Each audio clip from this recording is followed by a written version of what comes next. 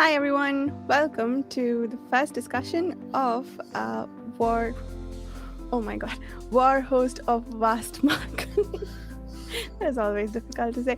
It is the third book of the Wars of Light and Shadow series by Janny Wurts.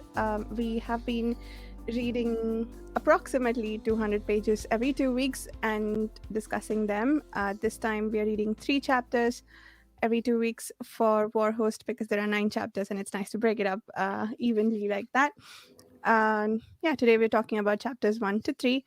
I have 3 wonderful people with me. Chibipo, would you like to start us off with introductions? Oh, of course. I'm Chibuko, longtime reader of Jenny's works, and commenter on them on Twitter. Lately because there's not really anything else to do on Twitter, and that's about it for me. Cool. Polite commentary will not last long on Twitter. Don't worry, you'll be found out. My name's Chris Mullen, sometimes YouTuber, sometimes appear on other people's channels. I'm first-time reader of Warhost of Vastmark. He looks to his left to make sure he gets in the right order, because I always want to say War Mark of Vasthost. Yeah, something like that. Yeah, like the mark and the host gets switched around the other way. And as soon as I said it loud, I know it's wrong, but I'm like, yeah, Vasthost. That sounds very Viking or something. Tongue twisting. Yeah. I'm Jared, the Fantasy Thinker YouTube channel, and first time reader of Janny Wurts' works here. And so let's get into it. Yeah. Those were some fast-paced chapters. I Yes. read them all in one day because I was behind, but I did not regret doing that. Yeah. Yeah, and book 3 picks up right where book 2 left off, really. Yeah, So it's like yeah. Do we want to kick off with that opening? Yes. Wow. Satwir in a bath is my new favorite way to start a book.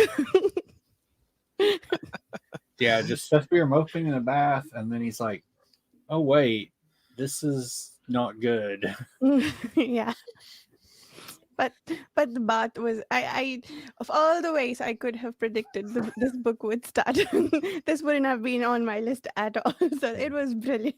The image of Satwir taking a bath for some reason is hilarious. But yes, it ramps up from there and it gets interesting really fast. Yeah, because we get Go go ahead. As I say, we get one of those, almost understated, because they're they comment or they're thinking about how difficult it is to do this, but the thing happens, and then they're, we got to ward the entire planet, to protect it, and they just do it. They're not even thinking,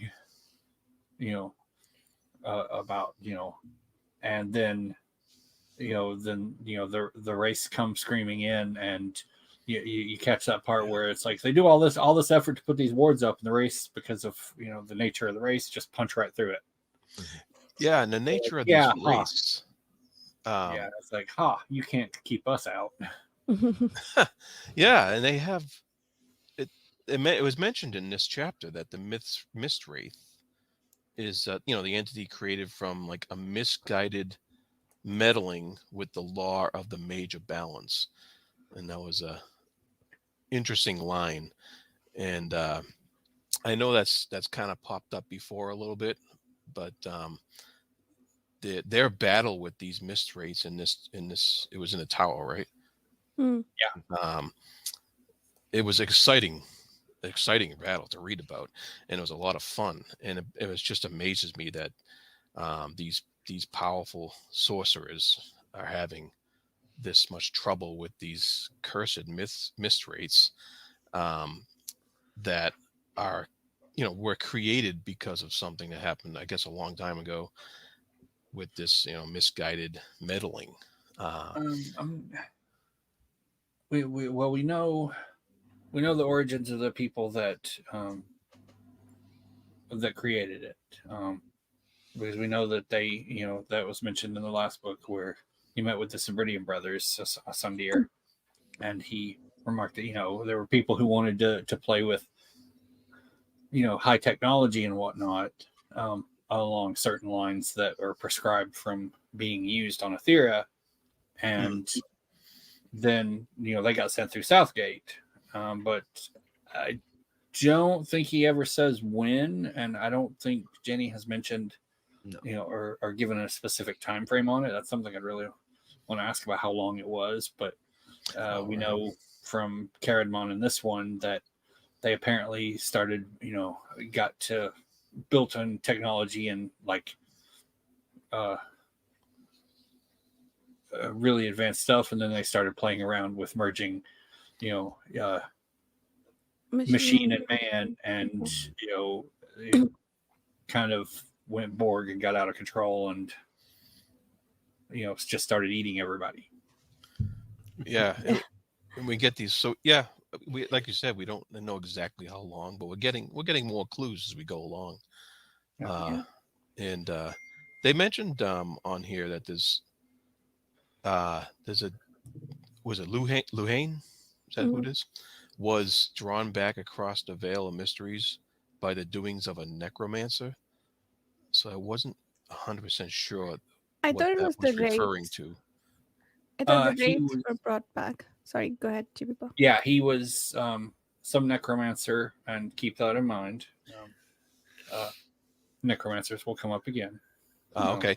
And it's mentioned something about over the frost-burned waste of Scarpdale, so I wasn't sure what that was either. That is Scarpdale is in Havish/Southern Tizane, I think. So I haven't seen it yet. Really is. Yeah. We will see that location. So we'll get there too. Okay. So lots of breadcrumbs. Yeah, breadcrumbs are being thrown at us. But yeah, it's a spot on the continent. But they there was some necromancer, pulling people's spirits back across the veil and doing whatever it is that necromancers do to them. And Luhane was like, hey, that's not cool. You gotta put these guys back to let them rest and whatnot. Yeah, so we not only get this exciting battle, but we're also getting these little hints thrown at us for other stuff too, and just awesome, beautifully done. There was loads of little crumbs there, like how actually part of the solution is with the master bard and music will play actually long term, and that kind of leads on to some stuff later on. But I think one of the main things that it kind of goes to show is like we've been preoccupied sort of with the bad element being the mist wraith itself, that is this day year, which has been inhabiting the two princes, being the scale of the evil. But actually I think this ramps it up another little bit to say, like, even these powerful group of sorcerers in the fellowship are sort of out of their depth even at this moment to contain the power and the evil and the destructive nature of these wraiths in totality, because obviously some of them have been trapped off by Traith when he was able to shut the gate, from Curse the Mist Wraith, etc., when he lost his thing. But actually even the one side that's open now is still a major problem. Yeah. So they're wielding sorry, go ahead. No, go ahead. They're wielding enough power to potentially destroy the planet, and they're still not able to contain it. And also they have long-term effects, centuries-long effects of the beacon that they set. It appears to be several missteps by the Fellowship. And I think it's easy, given how powerful they are, to think that they are infallible, maybe, or at least that they won't make mistakes on this scale, but they did. Also, the mistake is the result of putting a bunch of people who are doing bad things on the same planet. So it's a bit like, what were you expecting? But it was interesting to see the Fellowship make so many mistakes. I think in the Curse of Mistwraith also, we saw some outcomes that appeared to be mistakes by the Fellowship, because they apparently picked Lysair wrongly, or at least there seemed to be some regret about that, because the Mistwraith had already acquired Arathon's knowledge of was it the mysteries or just magecraft? Grand Conjurer, yeah. Grand Conjurer, right? And so the Fellowship has been making a lot of mistakes, which is interesting to me, that the body so powerful especially when they're putting in so much. What do they do? Augury and whatnot. They try to figure out what's going to happen using all these tools they have, and they make mistakes. So that is interesting. The element. Yeah, and here they're like, with Parkaradon, they're like, yeah, now we have a bigger problem. We don't just have Yeah. the race that are contained inside a shell of mist that are locked up in their little box under the mountain. We've got the rest of it that could find its way back here, and they won't be contained in shells of mist. Mm. They'll just run wild. And the fact that we need the brothers to work together again, but while they want to kill each other, they need to work together. It's a nice circular dependency that they need to work together to help destroy the Mistwraith. But if they do, they'll want to kill each other because of said wraith. But I think that was an interesting pivot, I think, for the book, because I think we were in danger of kind of going.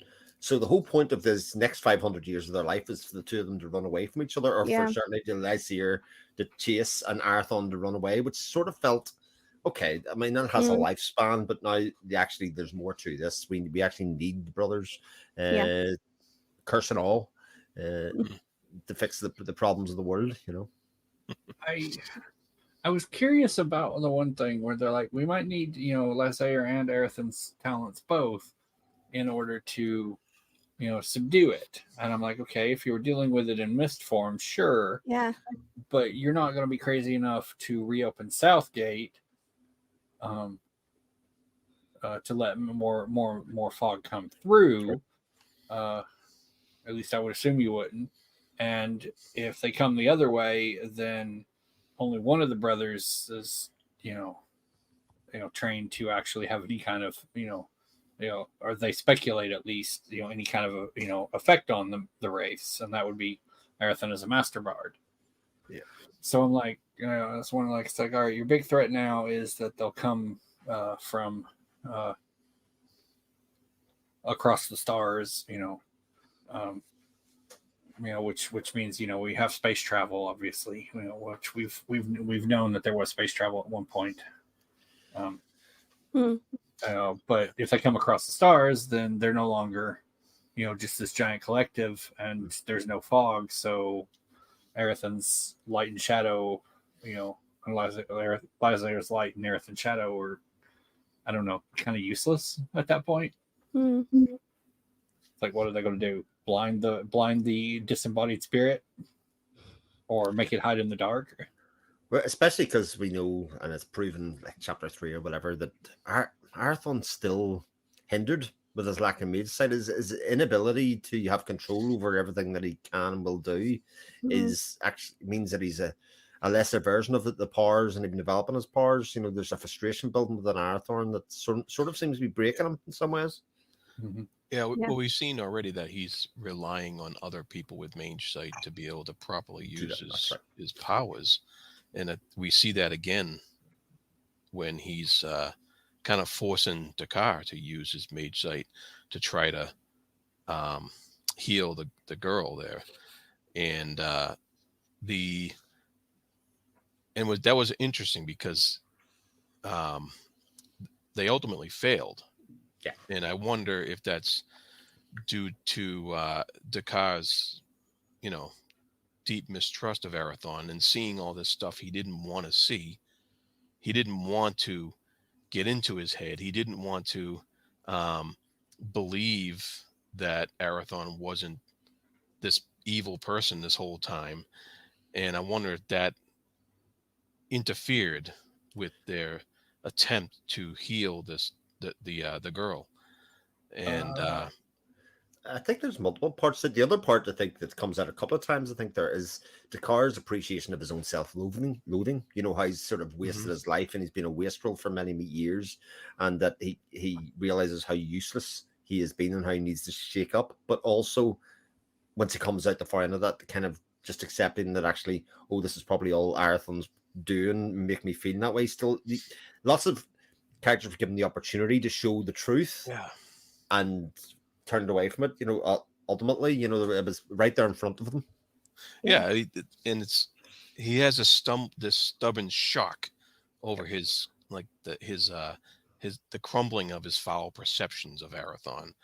But then at the end of that, I think it was at the end of like that section, he twists it around and tries to justify it and tries to make it so that his own feelings don't change. He doesn't want to lose that hatred he has for him. And it was very interesting character setup the whole time. And but that was another. It was kind of a contrast to the conjoining in the previous book of Arathon and Alara healing the boy, and it was it was synchronicity of that. Yeah, it was just so well done. Yeah, I love that. But yeah, I thought it was interesting because he remarks, in order to heal her, they got to convince her to willingly not run off in the scenario. And he was just like, he's like, yeah, I can seduce all these women and do all this hedonistic stuff, but I can't, self-destructive stuff, but I can't I don't know any way to convince a 6-year-old girl or however old she was to not do that sort of thing. Yeah. I wonder if Arathon had been the one to try, if he would have had better success, or if the girl was just that precocious. There was no hope of there was no hope that they could save her. Yeah, there was a lot to take in there and to left up to us to try to figure out how much of each person's personality fit into that scenario to ultimately not succeed at the complete healing. But and yeah, you're right. You don't know if the little girl just wasn't participating either. Yeah. It is interesting, the conclusion that Dakar draws towards the end, or wants to draw towards the end, because even if Arathon had plotted to show him his true self, what he is showing is not false, right? There is still enough there that Dakar could take to say, no, he's actually a really decent person. I am hating him needlessly. But instead, he's choosing to fixate on the one piece of possible manipulation. And he's still wanting, in some ways, he's worse than Lysair in that regard, I think. It's a little bit confusing to me, because you actually see that Dakar goes the whole way of seeing it from Arathon's side. He sees that the deaths of the children weren't necessarily him. So similarly for Lysair, actually, later on when he goes to Ats, the bathhouse or whatever the place is, he goes the whole way.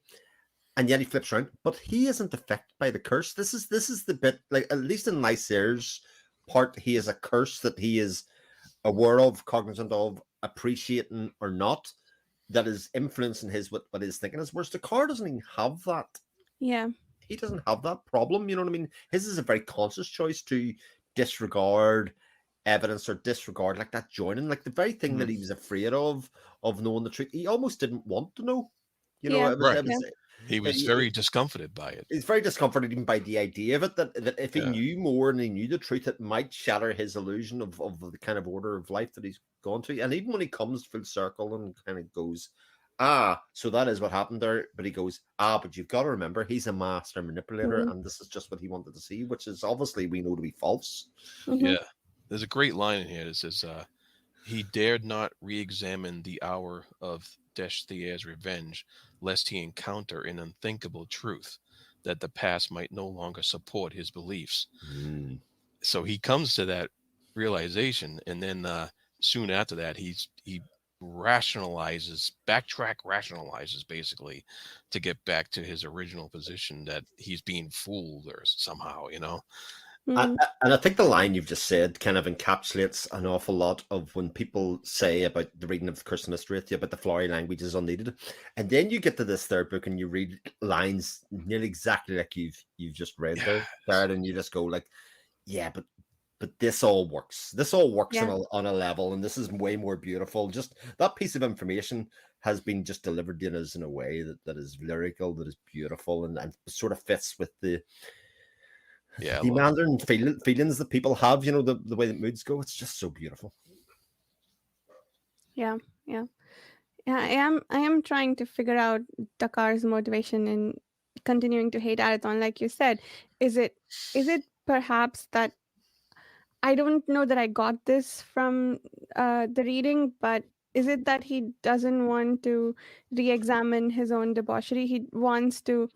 I mean, he is confronted by it, and he's examining his own 500 years of basically drinking and staying unconscious through most of it.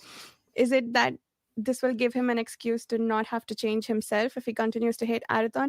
Although I don't necessarily understand how those two might be related, because he is, regardless of whether or not I don't know if Dakar's logic works that way, but regardless of whether or not Arathon manipulated him, he still was unable to save the child. If he had paid more attention, or if he had practiced better, he wouldn't even have needed Arathon's help to try and heal her.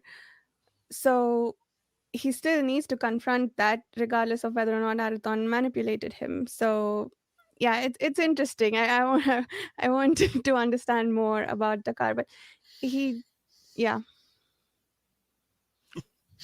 I think you see a very slight bit of it where he is confronted with his own, like I say, his own wastefulness. He desperately doesn't want to do that. That's the bit that actually shatters him in an awful lot of ways. And I think a lot of the things that happen after it, his decisions, his reworking of the story, is tied up in the fact that, you know, he doesn't want to have to face who he is or what he's done at all. Like, he doesn't want to have to take responsibility for that. That would lead to much bigger problems than he has. And actually, him just accompanying Arathon and the trials and tribulations, like they're going up and down mountains, they're all things that Dakar naturally doesn't want to do.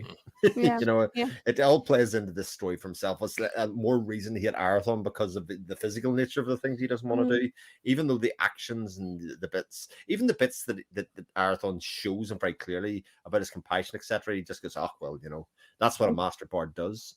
You know, that's their job. You know, even the actions of carrying the child and trying to save the child and speaking the way he is. Well, I mean, that's his job. I mean, what do you want? Yeah. I think it's that, you know, hit the head nail on the head there, Russia, is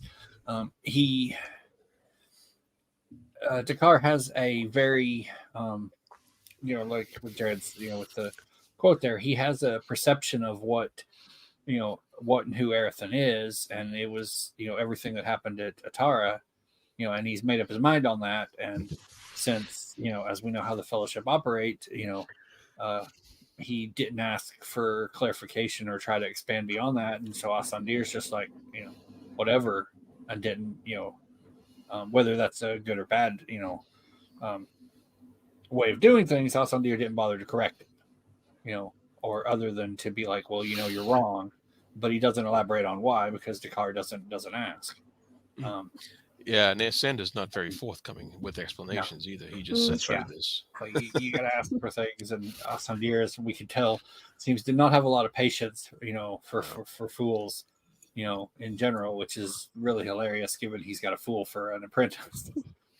Maybe that's where his impatience comes from. It is possible, and also this one.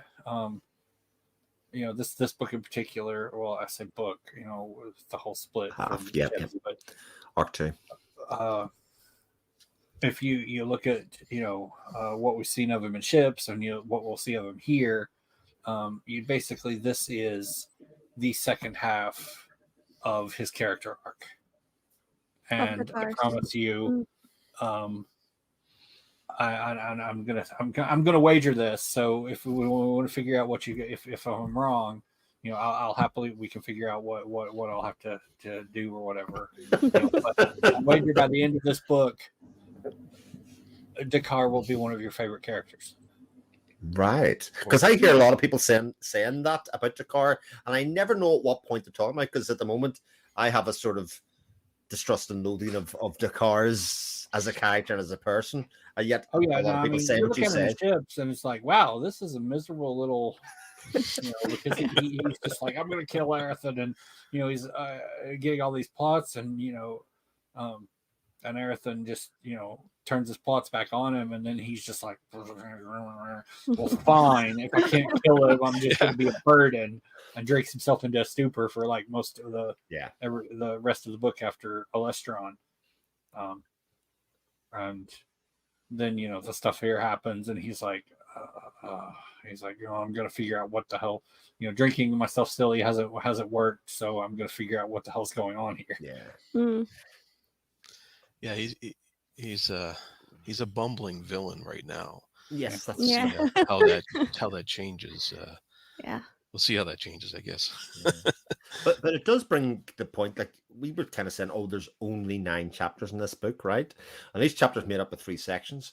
I cannot think of a major book series or long book series, and I can't help but compare it to something like Wheel of Time, where it feels like nothing happens book on book on book, but every little small section here seems to propel the story forward massively about things that we weren't aware of, or filling things in. Like every little section is like, right, here's more, and it kind of like, it's like picking up steam every little section, if you know what I mean. And we're only 3 books in now, or probably 2 books if you really want to be truthful about how it was crafted. And you kind of go, there's so much story that is going to be brought out to us here. Like I just can't.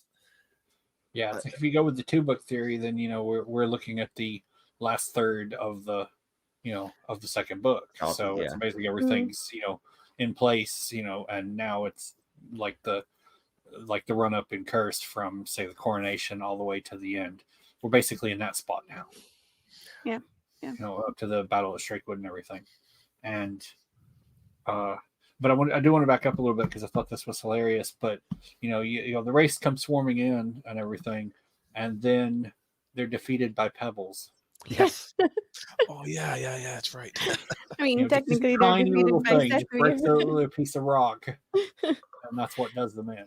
And Luhain and Karadmon, I'd like to understand why they are so much at loggerheads with each other. But I like that Karadmon was telling Luhain off about how useless the container is if you can't pull them in. And meanwhile, Satvir had these rocks that he could use to grab them.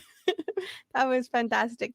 Yeah, I loved all of that. That Satvir basically had his consciousness creep out of the rocks and the pebbles. I half expected Satvir to become discorporeal, is that a word, at the end of the section, but that did not happen. So I was glad. I think I like Satvir. Well, you can't stop thinking of him in the bath for a start. So. This is also, we had a discussion last week where, Jenny mentioned that, people like to compare the 7 to the wizards in Tolkien, and how Assandir gets, compared to Gandalf. And I'm like, I don't really see it with Assandir. But this is part of why I was, I would be like, if I were going to compare one of them, or make a corollary, which one would be Saphir, because I could absolutely see Gandalf just being, he's sitting in his little hip bath, smoking his pot, and then he has to go do something, and he just takes his beard and wrings it out and does it and just keeps on going. I was like, yeah, no, this feels like. And then when he woke up, he had a wisp of beard attached to his eyebrow or something. Okay, this little strand, yeah. His brushing away. Yeah. But before we leave the Dakar section behind, I think it's worth pointing out that Jakar actually asks a lot of the right questions within those epiphanies that he has, insofar as, because we see actually a scene, or even part of the scene, I'm sure there's more to it that will be discovered, that I didn't expect to see, which was going to be the blood oath that Assandir makes Arathon swear to. And Dakar's relationship, why is he only doing this with one brother? Why is there a fascination from the Fellowship with one brother here rather than the both of them? What am I missing?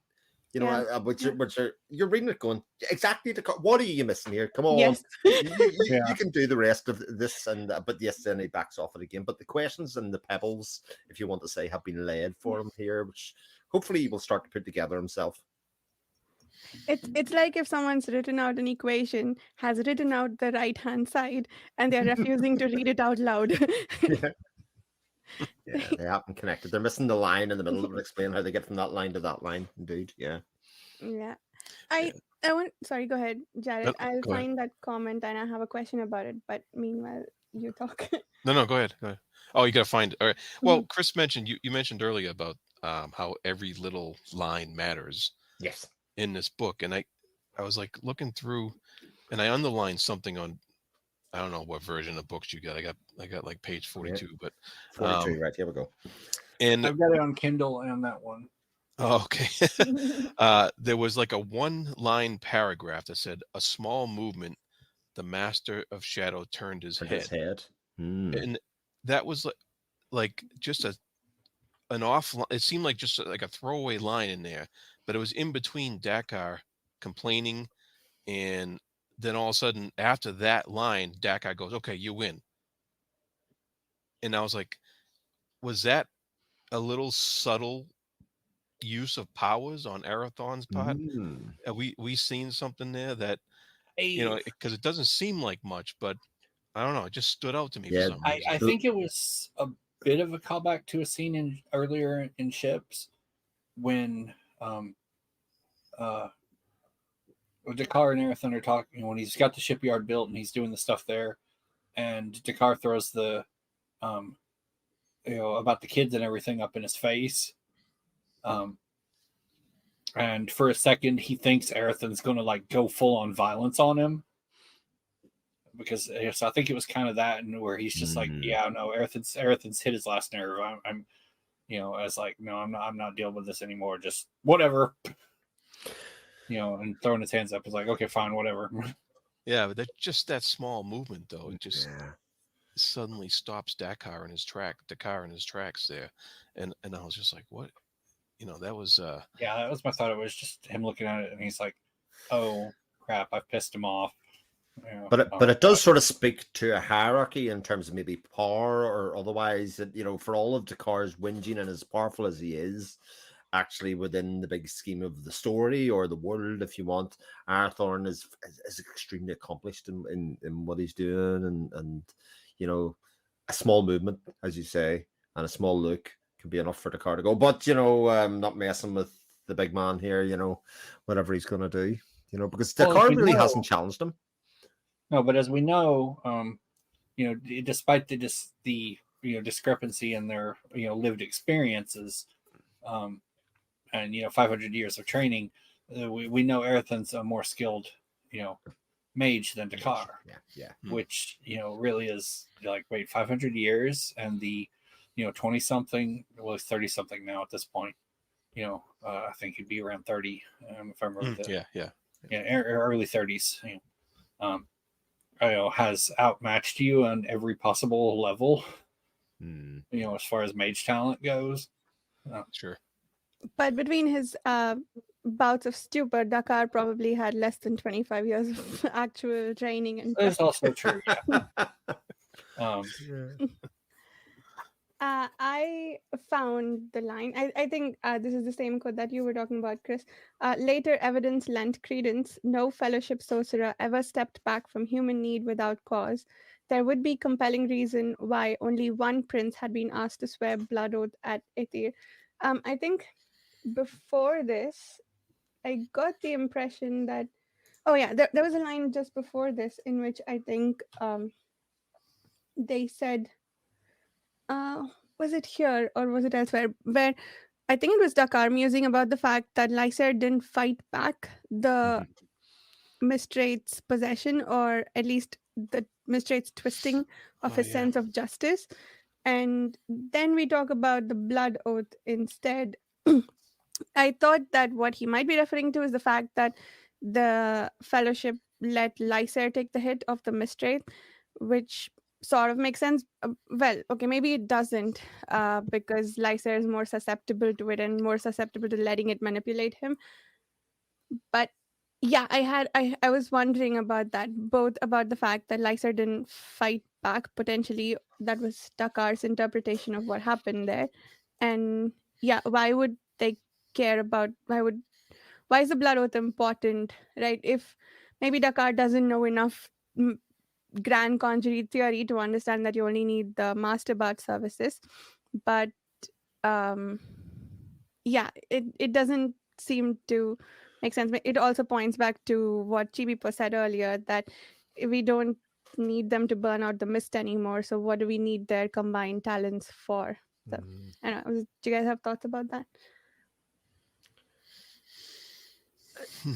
I mean, I do, insofar as, especially when you combine it with Lysair's vision later on, or his realization. Descartes does not know that Lysair is sort of unaware of the curse's effects in the same way that Arathon is. Arathon is preparing for it. He knows that he's been cursed. So, like in the battle before, he was trying to limit loss of life. He was trying to limit his ability to affect the battle once the battle had been joined and started, all of that kind of stuff. Whereas Lysair seems to constantly brush it off and say, oh, there is a curse, but it's not making me do this. It's not responsible for this. You know, and even when he's told later on, Arathon is not your enemy. There's not the line that is repeated to him repeatedly. He's not your enemy. He's not your enemy, and he sort of sees it a little bit, and then he goes, "But no, you can't influence me. He is my enemy. The man's bad. He's he's got to be taken out, all that kind of stuff." So, but Descartes doesn't know that, and if Descartes would accept that how they are both aware of the curse's impact on their lives, then it would sort of redress a lot of the things that have happened so far, in terms of the battle and what they've been able to do. And actually, when you look at some of the bad things that have happened, were they Arathon's responsibility, or did they happen despite what he tried to do? Yeah, I had slightly forgotten that, Arathon, the reason he stayed and fought in Talcorin is that, was because he saw that if he left, the damage would be worse, right? This was just how he could do minimum damage.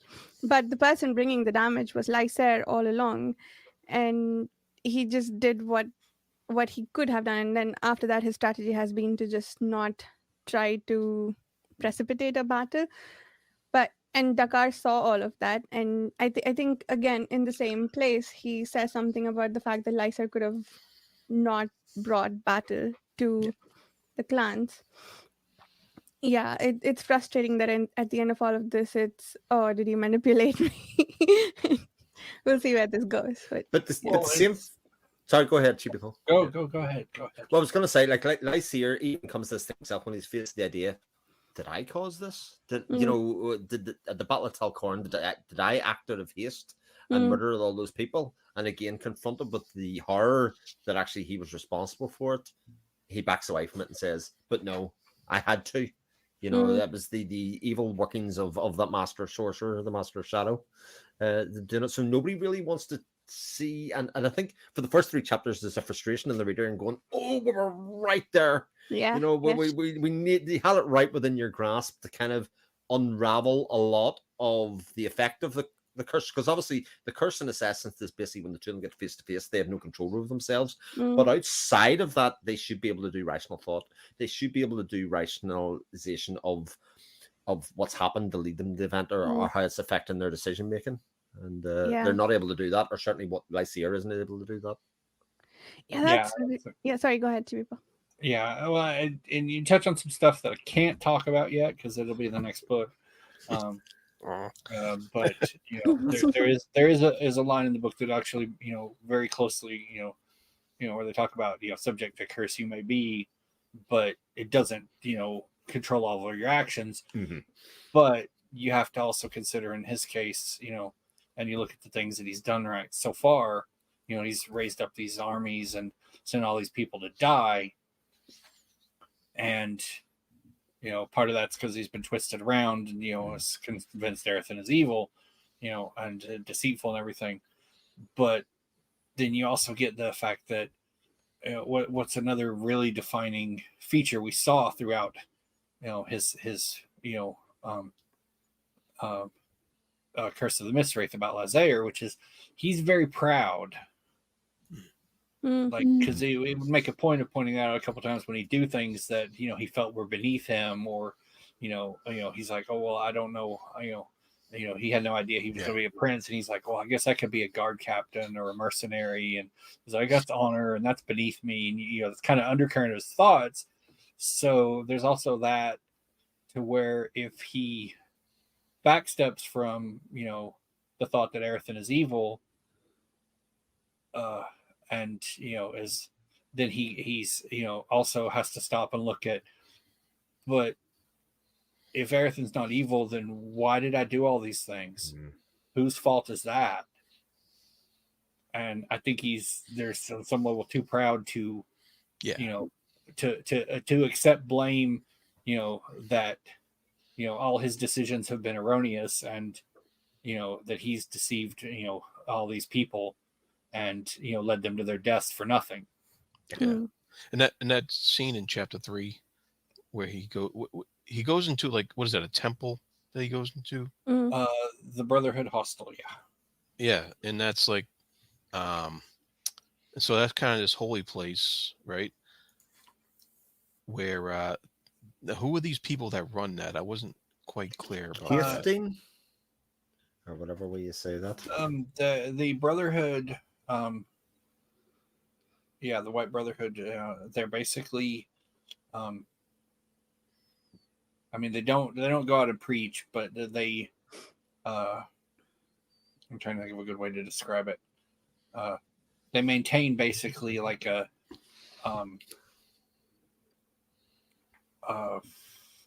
unrestricted path, basically, to, like Ath, the creator, and the source of everything. And were they manipulating magic to try to show Lysair, because they're kind of forcing him to confront his perceptions. It was more being like, here's the actual source of everything, for, all the ultimate love and life, and that from which all life springs and whatnot, and step in and accept it, and you'll be redeemed. And then but we get that that niggle of but his denial of that was much stronger than whatever they were showing him, so he still came out thinking the same. To me, it was a bit like a truth pull, because they didn't try to influence him other than state facts at him, as in Arathon is not your enemy. They could have said, stop fighting him, you're fighting the wrong battle. They just would state facts back at him, which made him question, actually, okay, if that's true, then what happened at this place? What, and then obviously through the curse or otherwise, or his own twisted view of that, he uses the memory of his father and what his father had said to him. He kind of goes, oh, these people are all trying to manipulate me, just like the Master Shadow was trying to do. Be strong and true to your beliefs and that kind of thing. And then, but he gives up on Tharic and Jarell. Janess. He gives up on them because, if he is going to speak to them, he's going to have to deal with the reality of what he's been shown, and he can't do that. He doesn't want to do that. He's way back to fight his war.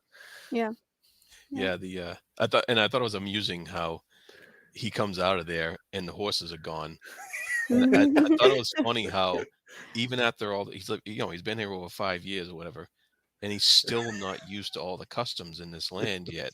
And I thought that was very amusing. It's a little petty. It's like, like with the, Chris mentioned his upbringing from his father. It's like he probably, when he looks around, the Ath Brotherhood on Dasaneeler was, completely different. And so he expected more like a church, kind of thing. And, he doesn't have that here. And so he's just like, okay. And the guards are like, what? This is what happens every time. That was funny. What were you thinking, coming here on a horse? So I wanted to talk a little bit about what's Lysair and what's the Mistwraith manipulation. We know Arathon is able to control it a bit more, or at least acknowledge that he might be manipulated by the Mistwraith when it comes to wanting to kill his brother. So he does his best to avoid those situations. And with Lysair is his refusal to accept that. Do we think it's more because the Mistwraith has ingrained itself into his sense of justice, the thing that's woven into his consciousness, because it's not affecting Arathon's main characteristic of compassion, right? It is, however, using Lysair's main characteristic of justice or his sense of justice to twist his beliefs. So do we think that how Lysair reacts is a twisting of his sense of justice? But we've also seen in Curse of Mistwraith when he's talking to Arathon for the first time, and Arathon lashes out at him. He's like, yeah, cool, give him the drugs and it's fine if he gets addicted and really badly affected by them. So he does react poorly to having his being hurt or having his pride affected somehow. So we know that that's part of his non-Mistwraith character. But also, can we give him a little bit more wiggle room of judgment because his having his sense of justice twisted?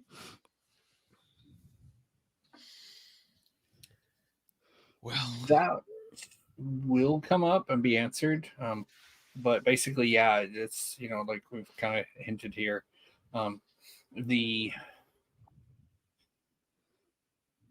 If you get him, and a lot of what we've seen of him across this time has been focused on Arathon. If you can separate whatever he's doing out from that, he becomes more himself. It's just, how do you get him to do that? Yeah. Is the problem, because it's not an easy task. You gotta he's just so it's like an obsession, really. It's just he can't let this go. It's like, I must go after Arathon. Arathon is evil, blah blah blah. It's like, if you could set him that is separate from him. And I guess we might have seen a little bit of it like at the beginning of Ships when he first pops up and he's talking to Talith and everything. Yeah. The stuff he's talking about, and that's probably the most him that he has been so far, since pre-Curse. Yeah, Everything's not there. Yeah, he's not afraid to like engage with people and beg for help, and because he makes alliances like at the end of the first chapter there, and he's not afraid to just ask for that stuff, in a certain way. He puts the justice and stuff as part of the reasoning and all that stuff. But so you do see some of his, I guess, his original character in his dealing with some other people, but it's still all in the bigger picture service to his obsession. Like I think we would have had, from the end of Ships to here, would have had a potential moment where it could have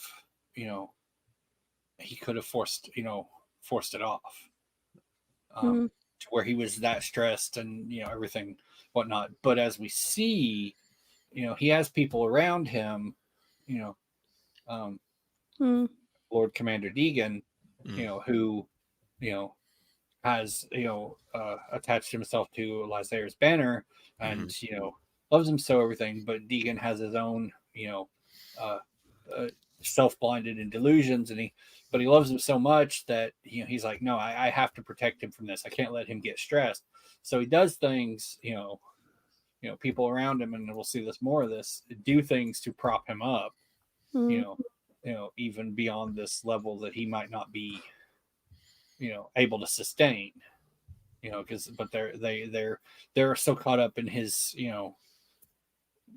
facade, I guess we'll call it, is a good word, that he's built, that he is righteous, he is righteousness and blah blah blah, and righteousness will prevail and all of that. But they're so caught up in that, and they're propping him up on that, and in some ways kind of feeding into his delusions. Well, isn't it interesting though that the sequence where he has Tharic and Janice and he approaches them, and you see Lysair through their eyes, where they realize that this doesn't appear like a bad person. I don't think this is a bad person in front of us, but the story that he's telling is about Arathon, the person that we've known for a very long time, doesn't ring true either. There is certainly the possibility that he was manipulating the situation, but over that long a period, he fed and watered and gave employment to people in this area. did everything that he could Yeah. along with them, you know, and they could see through the veneer. They could see through the twisted nature of that, and ways that Dakar can't and Lysair can't see in himself. So those ordinary people could, and then they manipulate run the way out of it. But Janess thinks very clear about yeah, he seems like a very regal, good man at the heart of it. But yes, these things that he's telling me can't possibly be true. Yeah, Even about my kids. yeah. He just Yeah. comes out as like, I am, you know, bright and forthcoming and, you know, personable. But you also see he just sort of in that scene when he comes to meet her in, you know, the in her at her house, and he just sort of like takes charge. You know, he's just like, yeah, no, I'm in charge. You know, have a seat, even though it's her house. And he's just, and then it's just the grandstanding things. And she's like, with the glass bowl, the crystal bowl, and you know, he's like, you know, he's like, where did you get this? And she's just like, not really giving him anything. She's like, I just got it from a friend. And then he's just like, you know, grandiose, puts it down, throws open the windows, and I'm like, dude, you're in her house. You're just like running roughshod over any kind of hospitality here. But you see from her thoughts that she's just like, yeah, he comes off as, you know, honest and forthright and, That's right. you know, whatnot. And whereas, you know, and he's like, and he wants people to follow him. Whereas, you know, like from Dakar's point, you know, if you Erethan is just like, I don't want people to follow me. You know, if you want to associate with me, then stand on your own 2 feet. I don't have time for sycophants. Yeah. You know, or hangers on. You know. And to that end, isn't like it feels like Tharic's been in this for way longer than these kind of 3 chapters as a main character, because his story's woven so tightly into, you know, Arthan's, you know, the stories that people are saying about Arthan versus the reality. Yeah, I wanted to talk about Tharic a little bit because he had those little blurbs in Ships of Merio. Yeah. Where he was barely a character there. He was just someone, you know, but he went and burned down the ships and all that stuff. And then this whole chapter 2, there's like 20 or so pages used to establish like this link, this bond between him and Arathon and Janess, and like some really deft and deep characterization that you know, you went from this slow hatred and distrust of Arathon to this like grudging respect. Yeah. And then at the end, this loyalty to him. And it was just done so well throughout the whole writing of that chapter and stuff like that. And it wasn't like there was no sense of all of a sudden the guy switched sides. There was no sense of that at all. It was just so well woven into the narrative, and to the point where Tharic actually sacrifices himself almost to be captured in the end to let him get away. And it was just I love that chapter. I thought it was just so well done. I thought that was something. How hard must this be to do? Like in the space of 20 chapters or 20 pages or whatever it is, you know, these couple of scenes that we have here, that this is completely believable. You know, I know we're sort of predisposed as an audience to kind of sympathize towards Arathan's plight and his cause the moment he needs more people to believe him. But yet, in one case, this guy went from burning all the ships down, wrecking all of Arathan's, you know, prospects, basically. Yep. Yeah. And even the point that when he goes to swear an oath to him, Arathan says, "Don't swear an oath to me, swear an oath to Janess." And you go, that is so clever. That is, I mean, even Tharic, the character, realizes how clever it is, going, oh, this is another level altogether in terms of what you're asking of me and what you're asking me to commit to. Beautifully, it was so well done. I was just like totally impressed with that chapter and how that worked out. And even when later on he's reunited with Janess, and it's under these strange circumstances, like, you know, because Lysair is there watching over them and all that stuff, and then we're kind of just left there. So I'm imagining more is going to come of that later on. But I was just like, wow, that was really, I thought it was really powerful. I thought it was just. But now he feels like such an integral part of the story. Like, doesn't he? He feels like a very integral part of these kind of multiple places. I do have a question though, and maybe I missed it. Do we know where the two kids are? Not yet. No. We They don't know. Oh, They're stowed away at a Oh, ship. we do. There So was one of the snippets that we get at the end of a chapter. One of them said that the kids were happily playing aboard about the first ship. All right. Yeah. Okay. Yeah. That's okay. Because I knew they'd stolen away somewhere, but I couldn't. By the time they went to the ship that was then captured, and then obviously I thought, God, they're with Arathon, but then Arathon's obviously climbing up a mountain with the car, and we see the wyverns and all of that kind of stuff. Well, they're not with him, so who are they with, or etc. So that's good. Yeah. Thing. The Yeah, first they- ship. yeah, they were like, it's not with everything, but and no one, they're like, well, we don't think anyone noticed them, swim out and get on board the Ketian as it was being, Mm. weighed at anchor to be picked up. Silly kids. So I was gonna say, yeah, Tarek had in many ways a lot more reason to hate Arathon than either Dagar or Lysair do. But once he sees the truth of Arathon, he is able to flip his opinion, and he did a lot worse than, well, maybe not a lot worse, but he did something that he also could refuse to confront by himself, right? About himself, that he burnt the shipyard of someone who did not harm him intentionally, but he confronted that about himself and changed his mind about Arathon and basically went in the opposite direction that Lysair and Dakar did. So that was interesting. Yeah. And also, the other thing about Tarek that I thought was interesting is that, or well done, is that Arathon, what we just said, Arathon took care of him, and even though he is technically his enemy, he just brought everything that he's been working on for the better part of a year to ruins. He still treated him with nothing but kindness. Yeah. We could argue that he's driven to by his compassion, but he did well for him, right? And meanwhile, Lysair's like getting upset that instead of chasing Arathon, they stopped to rescue this person who was chained, and that's why they lost the other sailors of the second ship. Mhm. So like, he doesn't care about the small people. Arathon does intensely. So we see some additional contrast there between the brothers. But also to that point, we know that a lot of Arathon's compassion is something that he cannot really help. So, yes, he should get credit for treating people kindly, but also, yeah, that's an Yeah. interesting Well, he thing. can also Like, be how do we quite feel about demanding. that? You know, he can be quite demanding sometimes Mm, too. He has that balance of being a yeah, demanding taskmaster in some that's cases, true. and Yeah, being yeah. compassionate as well. Mm, But I mean, this is like something that Dakar says is that, oh, well, of course, he's compassionate, he's going to be like that. But can you imagine, like, surrounding people with you in real life, and you going, oh, well, of course, he's going to do the right thing because he's compassionate, as if that's a sort of character flaw. yeah, exactly. That's why this is so interesting, that he's sort of like born with compassion, Yeah. and so he has to. Yes.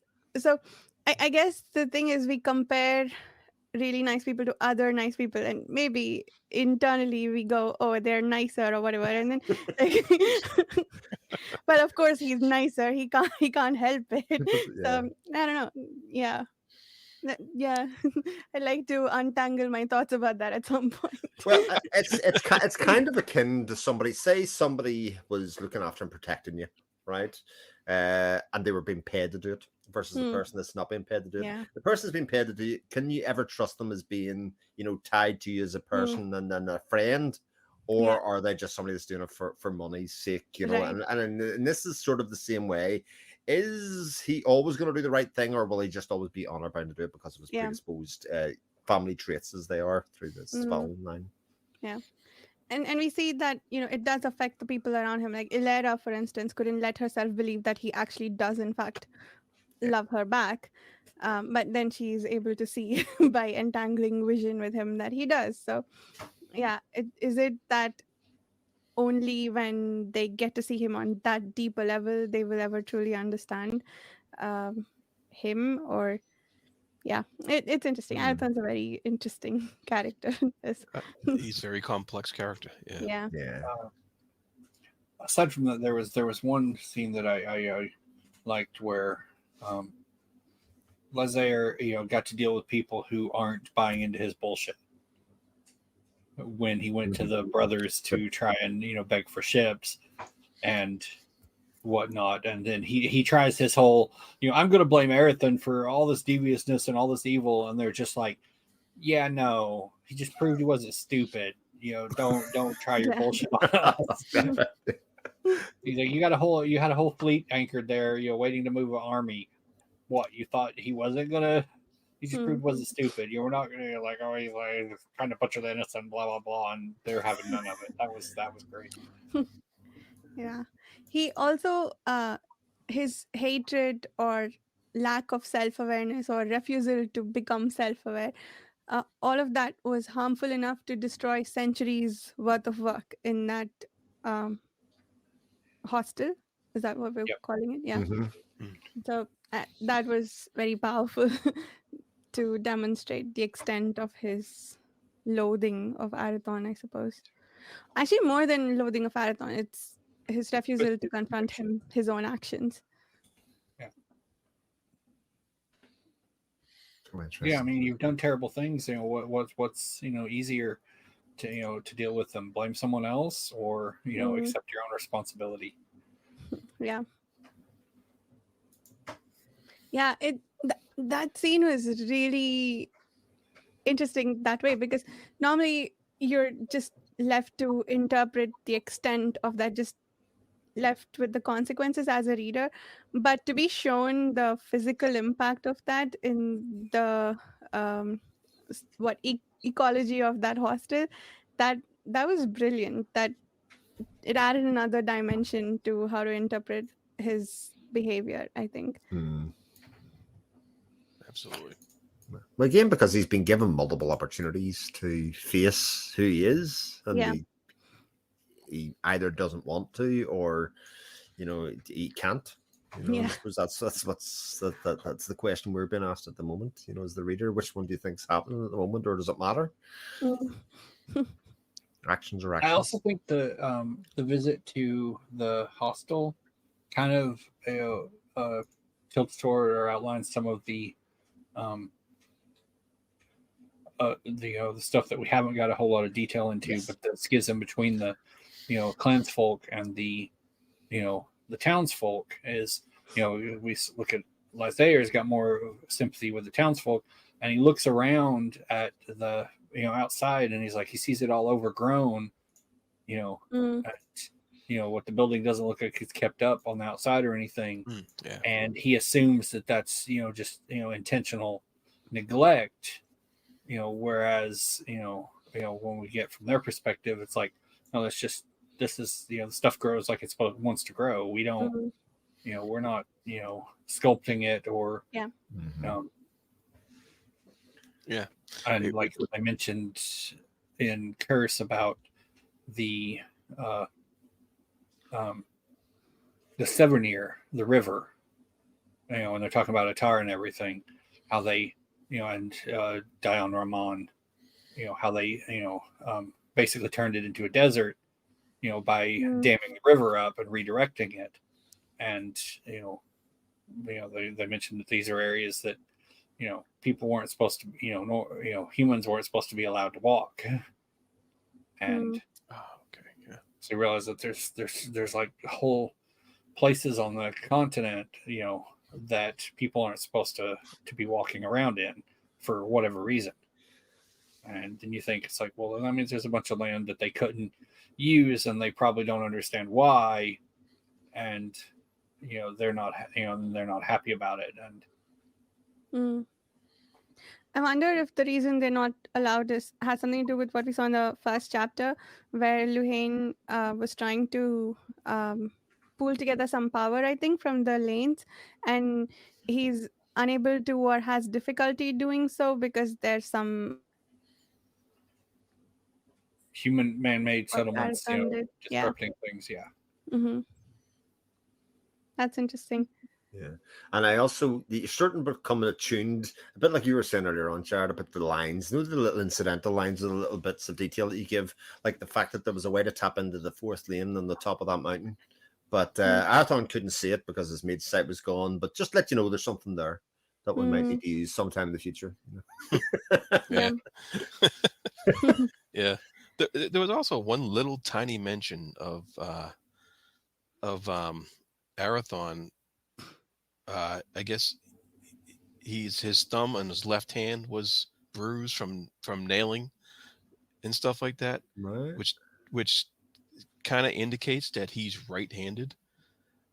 And I'm wondering if that actually means anything, or if I'm just reading into it, but because now I'm looking out for everything. Yeah, and I'm looking out. But I'm like, okay, so he's right-handed. Does that mean anything? Is Lysaea left-handed? Do we know this? But that would explain a lot, right? Like they're sinister. Sinister left-handed people, okay, yeah. Yeah, well, we like from the first paperback copy of Ships, we see Arathon with the Lyranth, and that's right. assume he'd use his right hand on the main part of the with so is though he's holding it, It's just and then the only picture we've got his right hand, and he'll strum with his right hand. Yeah. And he picks with his left. So yes, it is correct. Yeah. But the only picture we have of Lysaea, or at least the release picture, is the one on the cover of Curse, the original portrait copy, and they're facing in different directions. And I don't remember. Lysaea's got his hand on his sword, but I don't remember which hand. Which hand he's got. I want to say it's his left hand though. So you're saying that wasn't just a joke? This might actually it could be, yeah. Because details are important. Janny says nothing is in here by accident. So yeah, because he's got his sword on his hip, and the hand he's got holding it, because his back is to Arathon in that scene, so it's his left hand that's holding it, but it's also on his left hip. So if he were drawing it crosswise, he'd be drawing with his right. He might just be holding it with his left hand to keep it, because I know those kind of beltings with swords kind of rattle around if you're. Yeah. But it is. I think I said it last week. I'm becoming, as I get further into the story, I'm becoming less and less trusting, more dubious about details, all of those things, because we know it. Even in the small scope we've got of this series so far, everything is important and everything has meaning and everything has resonance. Because she's mentioned, I know this because she's mentioned it before. Even in the portrait covers, there's little details like Arathon's looking one way, Lysaea's looking the other. She's got symbolism and whatnot in the portrait covers too. So she's an artist, yeah. You don't do things by accident. There. Just do a whole episode at some point on the covers. If you dig it up, and I'm not going to give any spoilers about the setting or whatnot, but if you look at the cover for Grand Conspiracy, there's a part of it that mirrors the cover of Curse of the Mistwraith. Right, I'm not looking at it. Yeah, cool. Yeah, I shouldn't look at it. But you can't help yourself. No. Yeah, if you put side by side, and you should see it. But yeah, there's one element on there that mirrors, something from Curse of the Mistwraith. Very cool. The hardback cover. Yes, those are the illustrations. And with the looking kind of ragged, and he's off somewhere or another. I'm not telling you where he is. People, you're a good person. So we haven't talked about the music, and you'd said that there was one particular music scene that you particularly loved in this version. While I'm always very keen to push the music, let's hear about it. Oh, I really like the Dakar and Arathon playing music in this scene. I loved seeing that from Dakar's perspective because I think I might be wrong about this, but in all other cases, we've heard Arathon play music by people who were inclined to appreciate it. But Dakar is someone who isn't. He wants to find reasons to hate it, but even he can't help himself. And along with the music is coming awareness of Arathon's true self. he eventually twists it to something foul, but Of course. while he's listening and he's being forced to confront himself, I think that was a good 4 or 5 page section. I was in tears for all of it, so Wow. it was beautifully done. I loved that section. That's my new favorite music scene. The music's so well done throughout. Yes. That it feels fresh every time is really something a bit special. You know, you nearly just copy and be like, if it was me, if somebody said I'd written one section, well, I'd be like, copy and paste that in again for the next time you use it. You know, rearrange a few sentences, reword this. Yeah, she's not repeating herself. No, she doesn't. And it's wonderful. And it's amazing. That's exactly right. I love that every music scene feels different, and we find out something different through the course of those scenes. It's either, the fact that Ireda realizes that Arathon does love her back, which also is news to us as readers, right? We didn't know that because we didn't get a glimpse into Arathon's head before then. And now it's Dakar confronting Arathon's goodness. And I think before that, it was him teaching the citizens of Jailot a lesson, and then discovering more powers through that. Every time something wonderful happens, I'm just like this when a music scene comes up. And later on, when he was communicating about this young girl's spirit and her life and who she was, the person, everybody else in the room, like you can communicate the essence of somebody through the music. And I was like, this is so good. Yeah, that was cool. Yeah. And I love that her aunt said, "How did you know to play that? It sounds exactly like she was in life." So it's one thing for a mage to know that that's what he's playing, but for someone who's not really aware of what it is that he might be doing to say, "How did you know that was beautiful?" That's fantastic. Yeah, I think it's worth pointing out in case anybody's missed it so far. And then she throws herself at him at the end. Yes, it does. And we're kind of left to skip the breakfast there,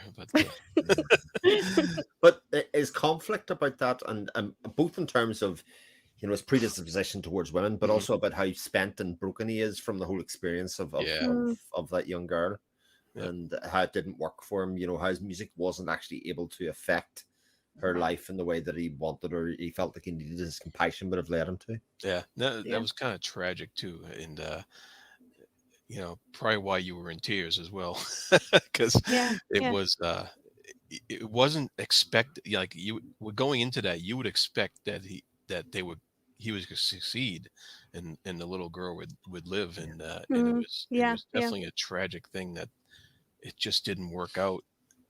It didn't. I mean, I was in tears before that when Dakar we were sort of reliving all the bad things that happened in the last 2-ish books, right? So that brought me to tears, but then it kept me in tears because of what happened with the girl. And that was also very different, right? I expected that she would be saved, and she almost didn't want to be saved. She was happier this way, and they let her be. That was very well done. I loved that scene. It's among my favorites. They even, there's that line obviously where Arathon's talking about missing Halaron for the first time, really, where he says, the Master Bard's job is to appease and assuage other people, but who's there for the Master Bard? They don't have anybody in the same way. He's lovely thought. He's so torn and raw from that. That was also pretty heartbreaking, how alone he's feeling in that moment. It's the don't know where it is in ships or in this one, but it's where he's talking about how he's now in full possession of his bardic abilities, and he realizes that the Master Bard's stuff encompasses like things you wouldn't even imagine, because he remarks that he could pick out the sound of the winter stars. And it's like, whoa, okay, so you can hear the stars. That's crazy. It's like, with all these people insulting Halloran, it's like, man, he had been incredibly restrained to only hit them with a song that's a satire of all their behavior. Very cool. What a set of chapters. Oh yeah, they it was were- great. And at the very end, the last blurb before chapter 4, there, Mhm. you got this guy, Earlian, the Kathleen of Shand. Mm. Yes. He's getting ready to send some scouts out and stuff like that. Who To- exactly is he talking to there? To Janice and Tariq, I Tarek, thought. yeah, Yeah, that's there's it. a widow Yeah. sent from Marior. Okay, all right. So I was right. Okay, Mm. By the All right, so uncanny he's- guidance of At's brotherhood. so he's getting involved now. This guy, Yeah. who Arathon had previously made the alliance with, right? Well, he met with them, and it was but right before he went to wreck the shipyard or wreck the fleet at Wearpoint. Okay, Yeah. all right. I But don't think he- sorry, go ahead. No, go ahead. Oh, I was saying I don't think he had an alliance though. He just tried to warn them to leave because of the coming war. But they said, "Nah, we're gonna do our own thing." And now they've been destroying the new army's food, I think, so they don't Cattle stay raid. supplied. Yeah. Oh, okay. But here's one you must consider the middle one of those 3 snippets. Yeah, He goes, grab it. they're So far north, as Yes. the sun warms the ice and Avener's bricks settlements, so Talith packs her trunks and bullies her man and captain at arms to provide her small escort. yeah. Her wish to embark on the trader southbound across Westland waters and her intent to rejoin her royal husband. Yeah, Talent's coming. And in a previous snippet, we found her in tears because she was That's right. so far away from him. Also, another snippet that I wanted to talk about. The Koreani enchantresses were trying to undo the wards on top of Althane Tower. That made me angry. Why would you just try to unravel something without understanding what it was protecting from? A ward protects from something, does it not? Why would you just why is that your default reaction? Yeah. I don't know what they're up to. Well, they want their doodad, and Oh, that's right. Yeah, they want the they want the Waystone, and The Waystone, they're kind of yeah. convinced that they can just we're just gonna stroll up and safe crack our way in, and it's like So they were trying to undo the new wards, right? Or was it previous wards? have you read ahead? I don't think we've got to that point yet. Okay. I know that they're he's Moriel has gave her the mission in the last book yeah. to you go do this or consider yourself unfit, but I don't think she's gotten there yet to. Interesting. Because there's that one little bit where Moriel's looking at the little crystal spears that have the images, and she sees that the Fellowship were doing something at Althane, but she has no idea what, because she has no way to. I see. So, okay, the line I'm talking about is in striking unconcern for the Koreani plot to break the wards over Althane Tower, Satvir sits dreamy-eyed, etc. I sort of assumed it was the new wards that they had set to prevent the wraiths from entering, but maybe it's just generic wards over Althane Tower that prevent Koreani entering. Okay, now I'm less angry. The Korean, I don't even think Lorinda really has any idea about the other wards, or okay. because the Fellowship stuff is pretty much like just this blank wall for them. Okay. Or at least it's implied to be that. Because as we've seen, they kind of draw their own conclusions about what the Fellowship are doing, and people who are like, even Alara was like, wait, no, they didn't make a mistake. Did that on purpose. Yeah. Yep. Okay, that makes sense. I thought they saw that Satvir set the new wards, and then they're trying to unravel those. And then also, why is Satvir not concerned? Okay, maybe it's because he doesn't think that they can unravel them, which is probably true in this case as well. Yeah. Okay, that's cool. I feel like we're forgetting to talk about something else, some other small things, but I have no doubt. This is so long. 3 chapters. Covered everything in I the know. 3 chapters so far. Isn't it crazy how much is self-contained with it? I mean, I say 3 chapters, it's really 9. I always treat these things as like 9 separate events Yeah. that are going to happen that we're taken through. So, I don't know if it's in this 3. Is there a scene, or I don't think it's in these 3, but is there a scene where Sethvir is talking to Trafe? no. No. No, okay, we haven't got that one yet. Yeah. Okay. Although this one has a raven on the cover, so I wonder if that means we'll see a lot more of Trafe. Trafe will be around. I like Trith a lot. Yeah. That's amazing, isn't it? We've seen him for a total of 10 pages, and I like Trafe a lot too. Yeah, it is crazy. Like, it's just the insights that they bring in the places that they're in, and when we kind of start to get to the stage where the Fellowship, we get to start to pigeonhole them into where they are, who they are, what they have done, that kind of stuff. You're like, Yeah. I want to see more development of that, or Yeah. Oh, we saw how Sethvir got to be the only person with that widened consciousness that allows him to keep an eye on everything happening in the world. So that was interesting. I was curious about that. It was nice to have that answered. Oh man, it's good book, Just gonna put that out there. All right. Anything else to bring up before we sign off? I think we're good. Cool.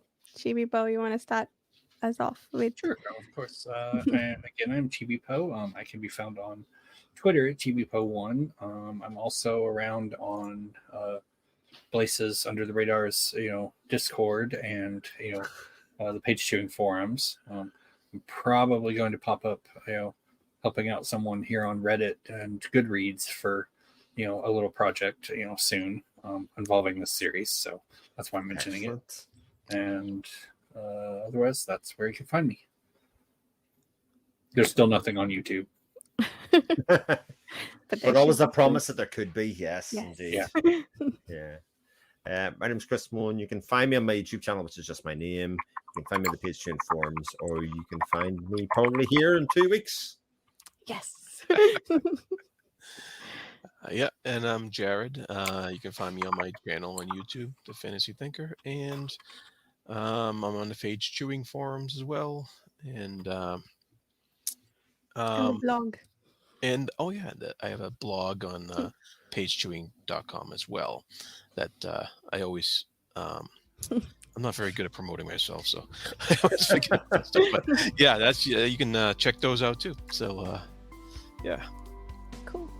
And you can find me on my channel, Reading by the Rainy Mountain, and I hang out a lot on the Page Chewing forum, so come talk to me there. Thanks everyone. We'll see you in a couple of weeks. Bye. Take care. Bye. Bye.